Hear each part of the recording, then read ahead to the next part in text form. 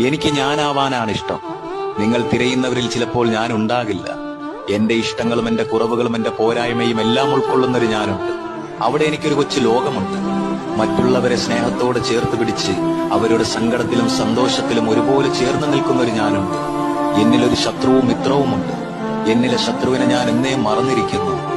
പുഞ്ചിരിയാൽ മായ്ക്കാവുന്ന ശത്രുതയെ മനുഷ്യരിലുള്ളൂ എന്ന തിരിച്ചറിവായിരിക്കാം. അല്ലെങ്കിൽ തന്നെ ആരാണ് ശത്രു? ഒരു നേരത്തെ ശ്വാസം നിലച്ചാൽ മാഞ്ഞും മറഞ്ഞും പോകുന്ന മനുഷ്യരോ? പണം കൊണ്ടും പദവി കൊണ്ടും അളക്കുന്നവർക്ക് എന്നെ മനസ്സിലാവില്ല. നിങ്ങളെ പുകഴ്ത്തി പറയുന്നവരിൽ ഞാൻ ഉണ്ടാവില്ല. നിങ്ങളെ നിങ്ങൾക്ക് പൂർണ്ണമായി മനസ്സിലാക്കാൻ സാധിക്കുമ്പോൾ മാത്രമേ എന്നെ മനസ്സിലാക്കാൻ നിങ്ങൾക്കും സാധിക്കൂ.